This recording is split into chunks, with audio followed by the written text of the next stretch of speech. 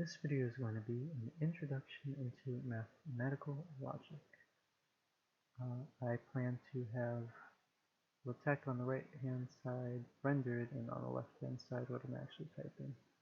Hopefully that is somewhat useful, but if not, I might change it in future videos. Starters, mathematical logic. Let's center this all out. Okay, so the first key point is, what is the motivation for the subject of mathematical logic?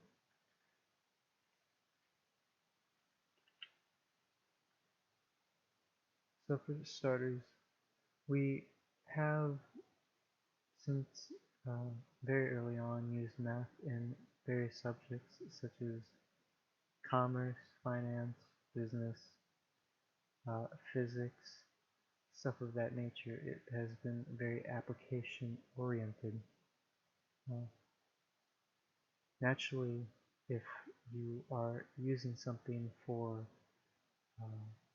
greater and greater mission critical type things, you will want to be using as your foundation something that is sound, something that is rigorously well defined, something that you can look through and look back to and be certain that there is no inaccuracy or falsehood.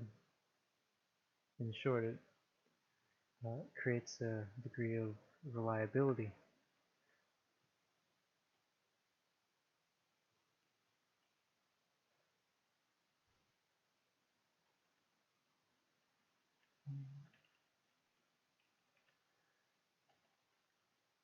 Furthermore, one benefit of mathematical logic is that it provides a framework to go from specific instances of results and generalizing them as a whole.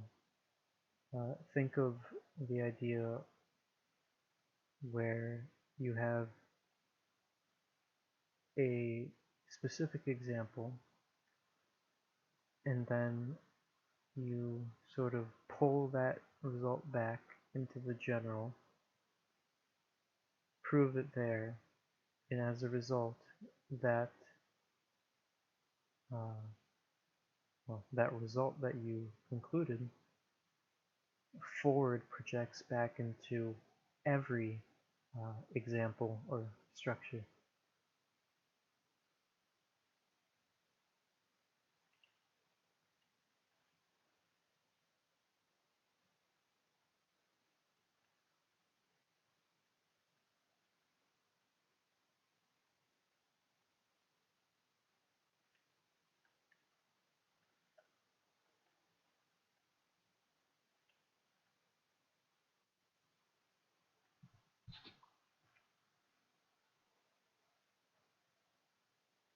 Now, there have been attempts to form this solid foundation to mathematics.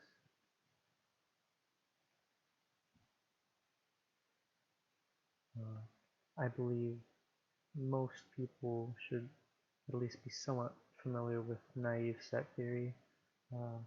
At minimum, anyone who's taken a math class in university, perhaps on a middle school or high school, although with prevalence of Common Core, I guess it is a possibility. I do know that even in my time, sets were talked about in middle school, but in any case, one sort of attempt to lay this groundwork in recent times was to use set theory. Naive set theory, that is. Set theory.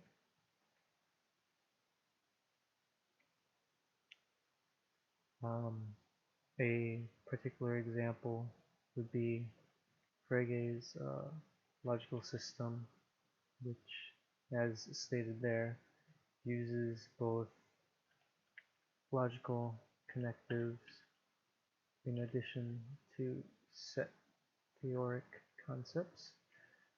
Nevertheless, anyone who has taken a class that covers set theory to some degree should have at least come across the issue of Russell's paradox,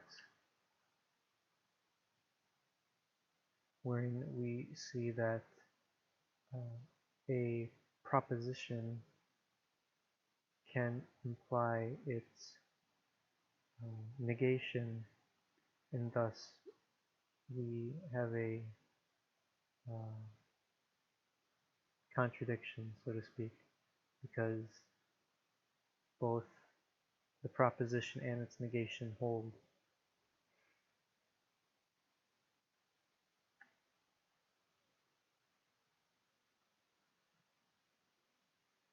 Some interesting things to note are the fact that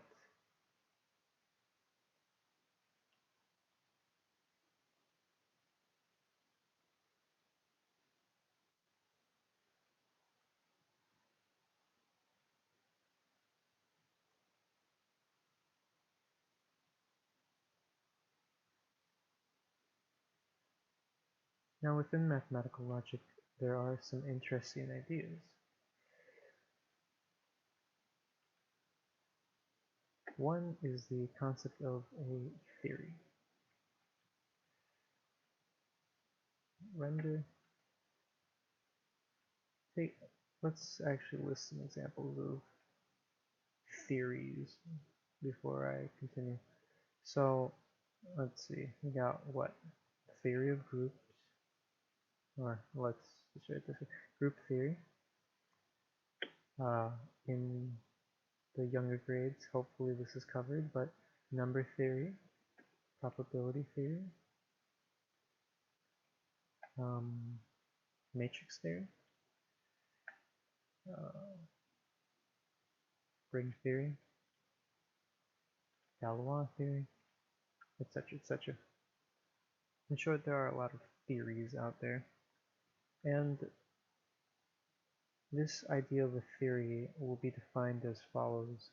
A theory is defined in a sort of, I'm thinking Verilog right now. It is, behavioral wouldn't be the word, but it is defined by the axioms it assumes.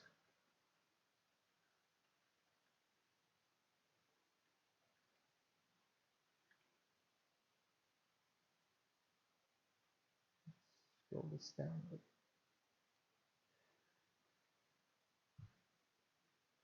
Let's actually make that more clear via some examples. Again, itemize. Take, for example, Euclid's theory of geometry. What Euclid did was he took 5 axioms, 5 self-evident truths regarding lines, shapes, and such, and taking those assumptions, he derived results to form the theory of Euclidean, using the name, geometry. Similarly, we have Peano's theory of arithmetic, which is another theory wherein Peano had created, I forget the number of axioms, but he assumed so many axioms and used those to derive results which would yield the theory of arithmetic.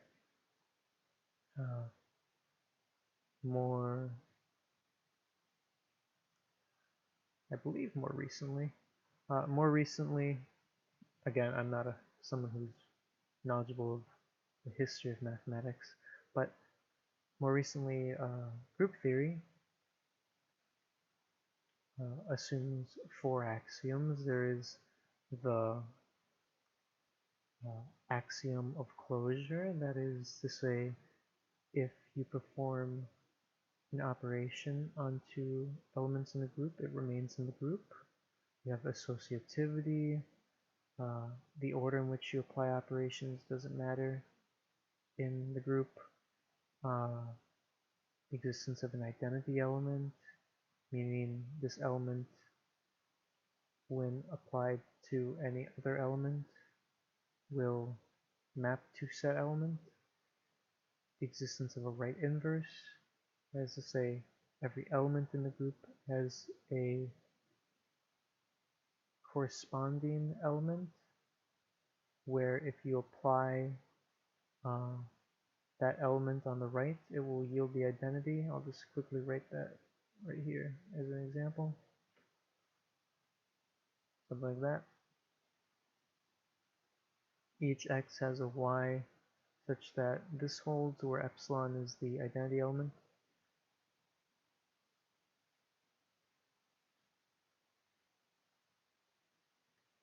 And so what is the actual purpose of this concept of a theory?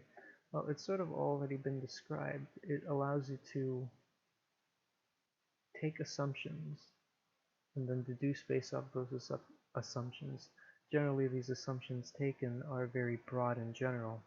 The hope is that despite, well, not really despite, but by taking these broad assumptions, you can drive a greater breadth of results and yield a very deep theory.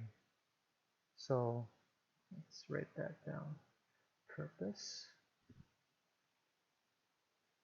is to find results for the general theory, which will allow us to apply them to all structures which satisfy the base axioms of said theory.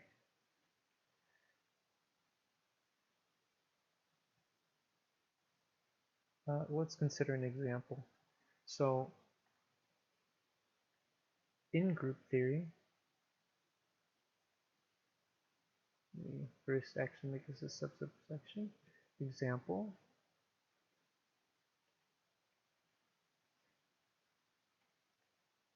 In group theory,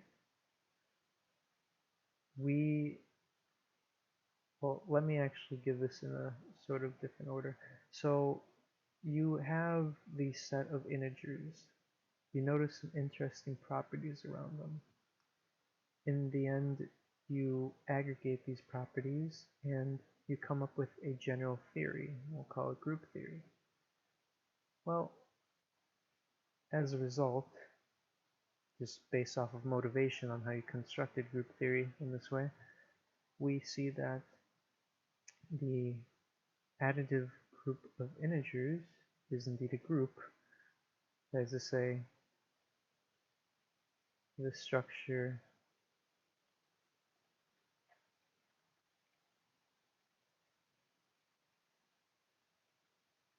is a group. This is hopefully quite evident. If you add an integer to an integer, it's still an integer. If you add integers in any, or rather, if you apply addition between integers in any order, it does not affect the result. Taking 0 as the identity element, if you add 0 to any integer, no change. And if we reflect an integer, well, and every integer has an inverse element, that is to say, the integer reflected over the 0 element, that is to say, the inverse of 3 is -3, the inverse of -5 is +5, and so forth. So then let's show the power of actually pulling stuff back into a general theory as opposed to focusing in on a specific example. So in the specific example here, we see that, well, let's consider 5. Well, yeah. So let us consider 5 in,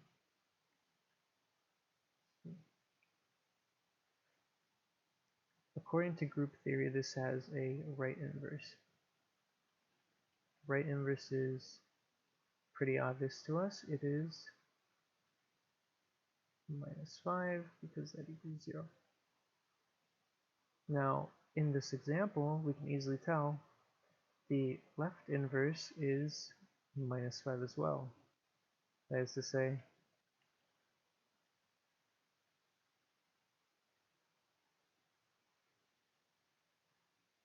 so now consider this. What if there was a group where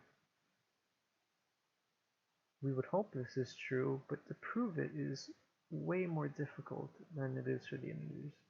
Well, wouldn't it be better to see if we can solve this in a space that is easier? Or perhaps just in the general case, which 2 might be easier?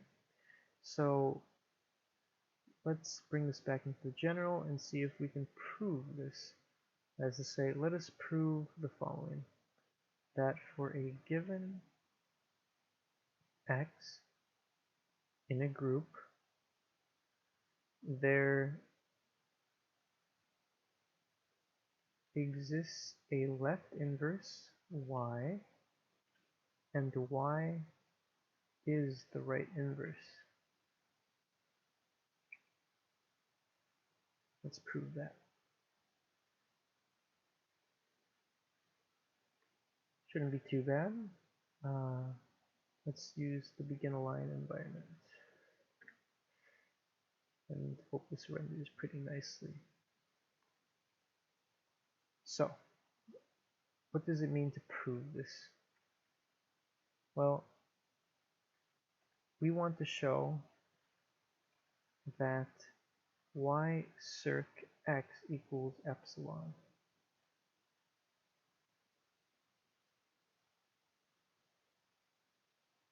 So let's start with that. We got y circ x and equals, and somehow we need to get to epsilon.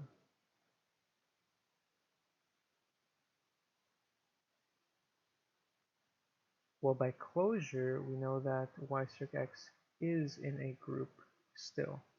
And as a result, the axioms do hold, and we know that y circ x is actually still equal to y circ x times, or not times, but rather circ the identity element, epsilon. Okay, what else do we know? Well, since y2 is in the group, we know that y also has an inverse. We know that y has a right inverse. We'll call that z in the group, of course.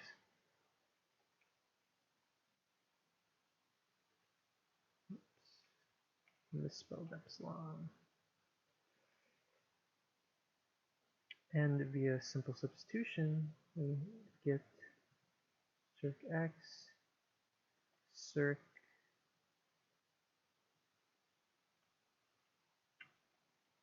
y circ z. Yeah, my goodness.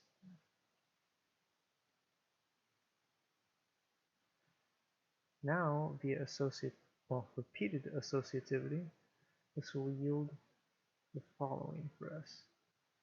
Y circ x, y, x circ y, circ z. Let me just add the appropriate parentheses here.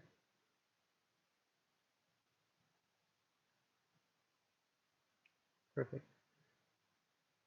And at that point, though, we know that, well, y is the right inverse of x, which means by our axioms that that is just epsilon.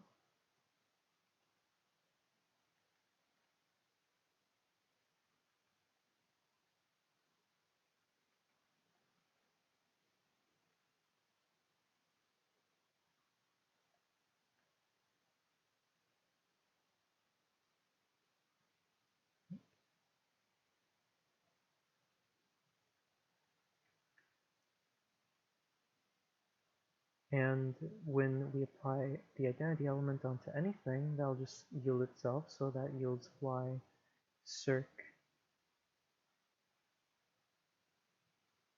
z, and we already know that z is the right inverse of y, hence the identity element, thus completing our proof. We just add squares of QED. So as we've proved this in the general case, we now know that this holds for all groups. And this is actually why a lot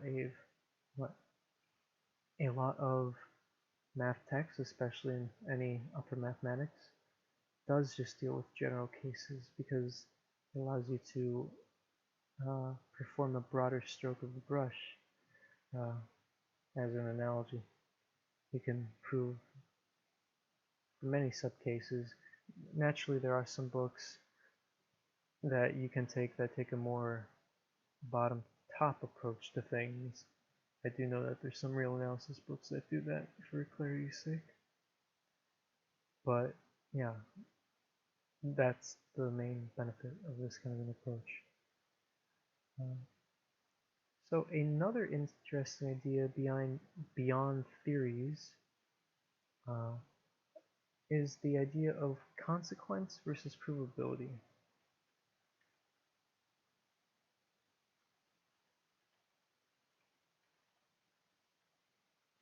Now, what does this actually mean? Well, just let me align this nicely. Suppose for a moment here that we had a set of axioms. Call it phi. Now, what if there were only finitely many structures which satisfy these axioms? I only say this for simplicity's sake. And we were able to see by checking manually, it was self-evident. We found that some other proposition psi, pardon if I say that incorrectly, I don't know the Greek pronunciations, but phi holds in all of these structures. Well, it's reasonable to say then that psi is a consequence of phi, because wherever those axioms hold, psi ends up holding. Now let's look at how that's distinct from proof. Despite the fact that we found that psi held in all structures that satisfy phi, we didn't show any actual derivation from the axioms.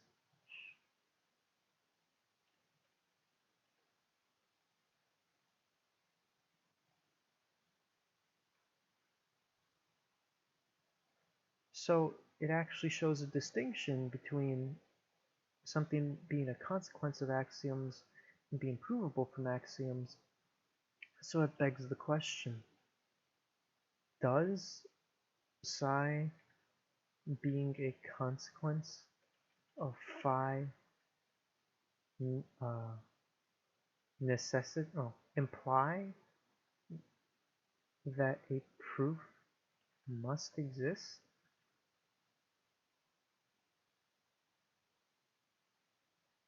And surprisingly, or unsurprisingly, the answer is yes. And this can be seen via Gödel's completeness theorem. All that is true can be proven.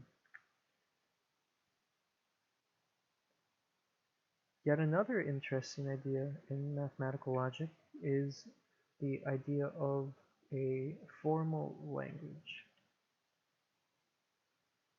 So in most math classes, in most math classes you don't deal with proof unless you're a non-bad class, or you're the 1960s. But in any case, in most classes don't deal with proof, but eventually you do. And most of those proofs are worded in the English language.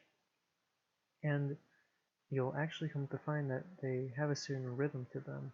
The idea of uh, quantifiers, like for all elements, or there exists an element, connectives such as and or not this, um, the idea of implication, if this then that, this if and only if that, um, which other ones?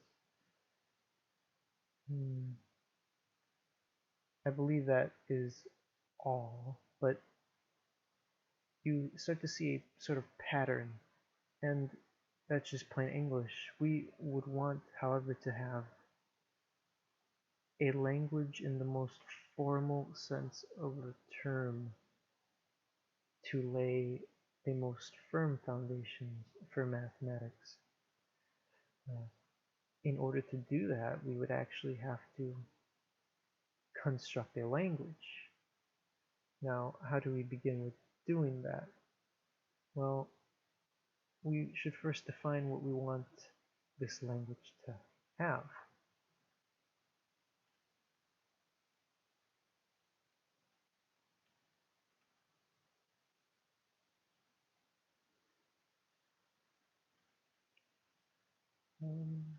And I'll make that a subsection actually of requirements. In here we'll want a language that has clarity with certainty. There's no ambiguous interpretation on any level. You'll also want an expressive language that can describe the whole of mathematics as we know it.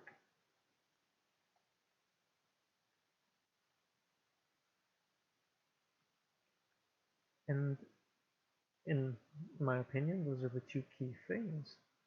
So how would we go about constructing this formal language from scratch?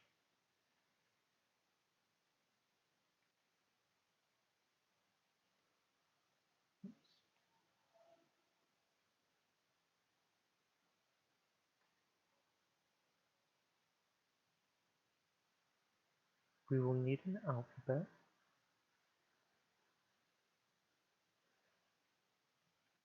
After all, we do need symbols.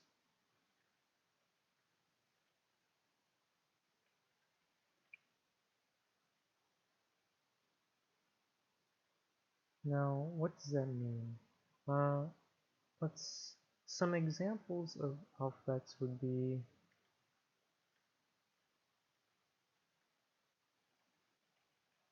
most common and known. The set A, B, C. That's an alphabet, right? And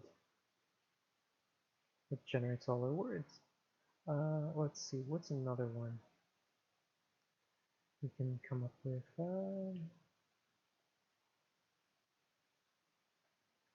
how about 0, 1? That too is an alphabet. And that generates all binary strings. One thing I want to specify is that these are symbols. So if any of you have dealt with computer science, these are strings. Right? That looks like a 0, that looks like a 1. It's a string. Like, until it's interpreted, treat these as strings. So the reason I point that out is because for an alphabet, MathCal A, we do have an interest in the set of all generated strings mathcal a star. Now, what does mathcal a star look like? First, we'll have the empty string, which is just nothing. Then, uh, let's consider the binary alphabet. You'd then have 0, you'd have 1, you'd have 0, 0, 0, 1, 1, 0, 1, 1, 0, 0, 0, 0, 0, 1, etc., until you span this infinite amount of strings. And it should basically be obvious that a star will always be infinite, even with, well, finite alphabet or not, purely because the length of the string varies from 0 to infinity. That is to say, into the construction of a star, you're already varying over an infinity, if you get what I mean. Let's see if I can properly describe that.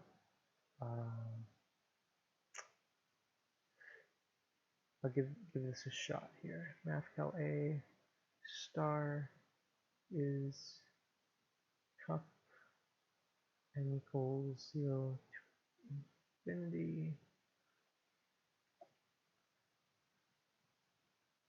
and we're taking a set of a, a1, well, actually a0, dot dot dot, to an, such that ai in mathcal a should be the appropriate description. Good. So, as you can see, independent of the cardinality of mathcal A, the alphabet, and thus the number of permutations, we already have an iteration over infinity. Thus, at minimum, we're already dealing with the countable alphabet, because every single one of these sets in this infinite union will have at least one element, provided that the alphabet is not null, but by definition we won't allow the alphabet to be null. So there will always be at least one element. So if you have an alphabet with just 0 or something like that, then 0, 0, 0, 0, 0, 0, 0, 0, 0, etc., etc.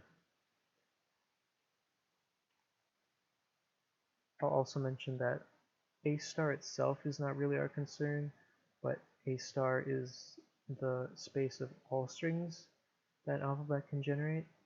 We will aim here to, well, first determine the alphabet that we care about, and then later we're going to have to carve out of A star the specific strings that we care about, those that could possibly have a meaning when interpreted.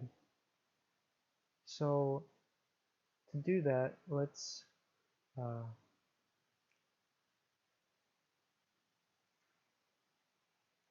first cover,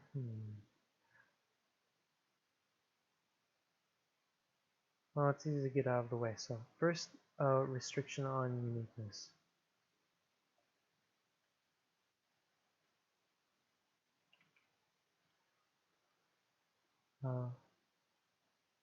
This will not be an issue with the expressive language we're going to end up choosing, but it should illuminate one of the key features that our language satisfies. So suppose you had an alphabet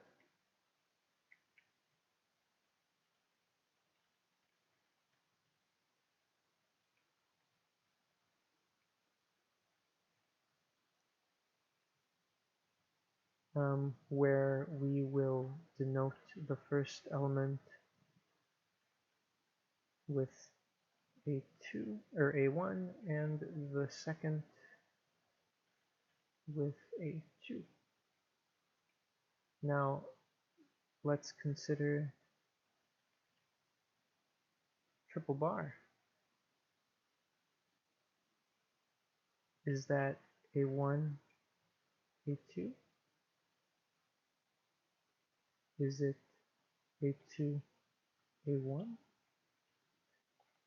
Or is it a1, a2, or sorry, a1, a1, a1?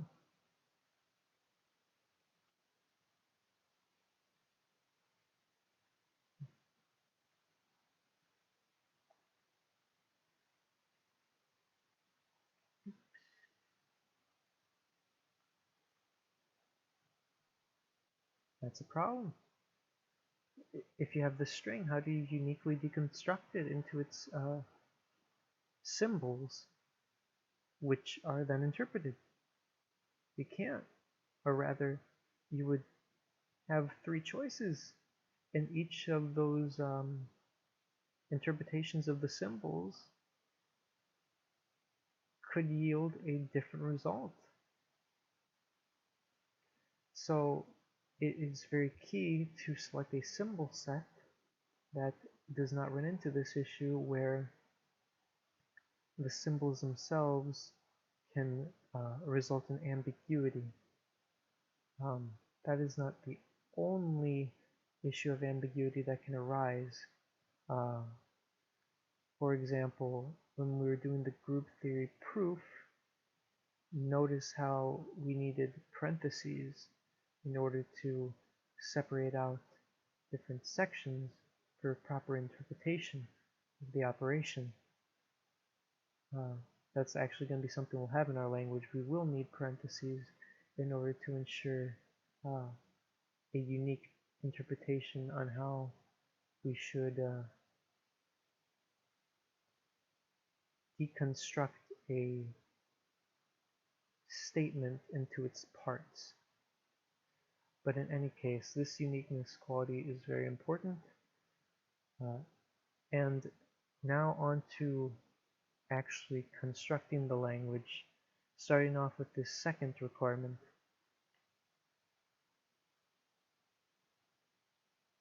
Expressive.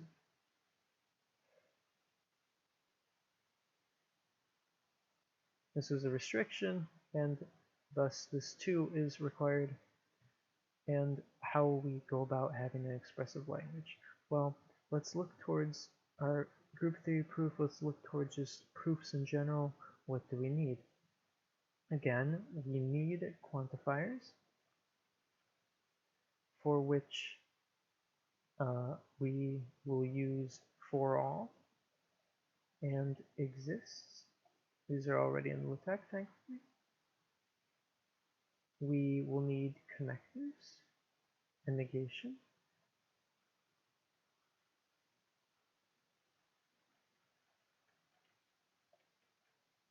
Lambda, lore, lambda lore, and let's see what else. Well, as said before, we need inference. We need stuff like if then. We need if and only if.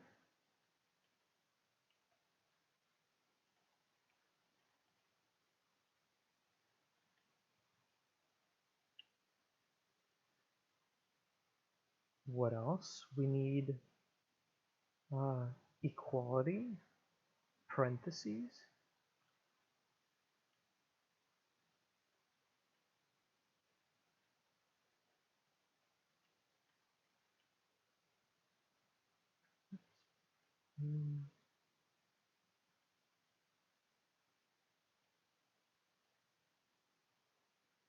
And what else? In our group theory proof, we had x, y, and z. We need variables.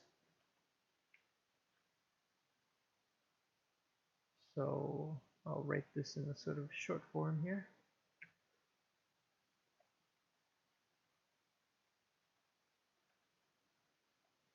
index 0, index 1, whatever, programming index 0. But we need variables. And this right here will actually be the general foundation for our language. This covers most of the things that are not specific to a particular theory. All proofs will have these concepts in them. But we also need to go a step further. In a particular theory, there will be additional symbols. Now, what do I mean by that?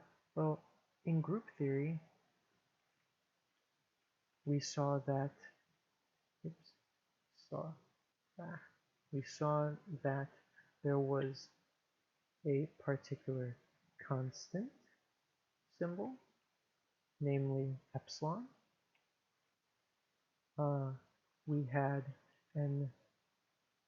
a two-ary relation symbol, circ, and in general, we see that in particular theories,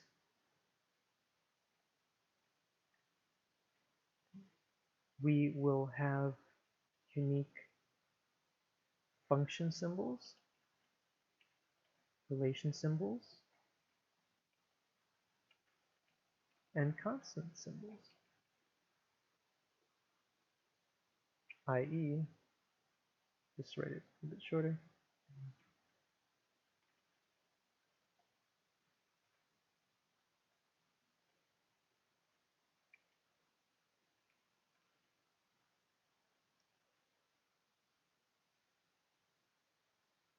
And it is these two groupings that will be necessary in our language if we hope for it to be sufficiently expressive for all the theories we want to cover.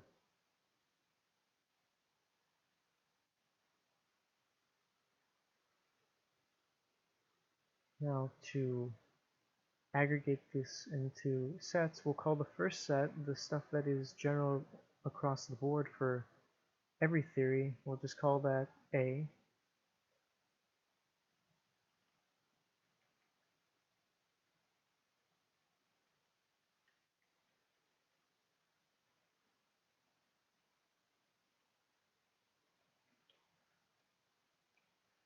And the set of symbols particular to a theory, we'll just call that S. And it is the alphabet for our language of interest will be MathCal A union S. That is to say, when we are investigating a particular theory,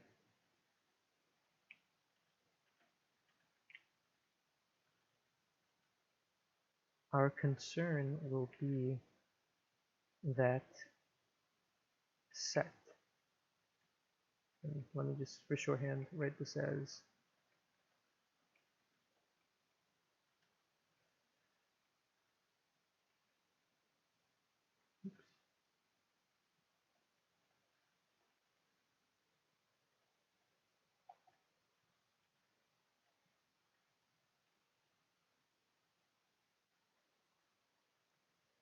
and as you should notice, because this set S varies with the theory we're covering, we will have a somewhat slightly different language for every theory. But this class of languages that use A as a sort of foundation are called first order languages.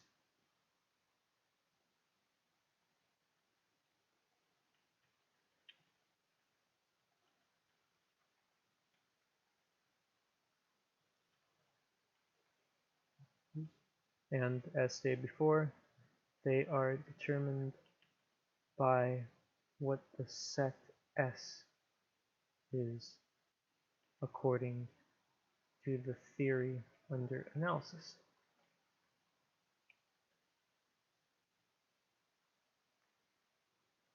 So now that we've defined this language, or that is to say this alphabet for first order languages, we have an A star as well. That is to say,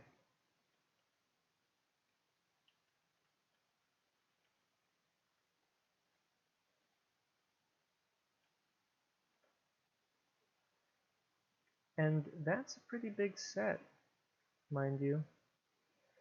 As we know, it's already infinite, but how important is it actually?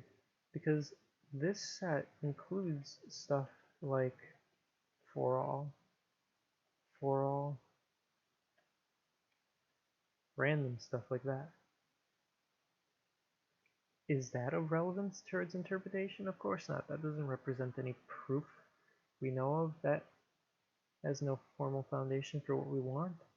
So we actually have to go further than this. We've established the language in a formal manner, basis, but now we have to find a way to carve out what we specifically care about from AS star. We don't want all the strings, we want strings that can be interpreted in some manner. And thus, in the next video, I will go into stuff such as S terms and S formulas. So let's actually write that down as a section.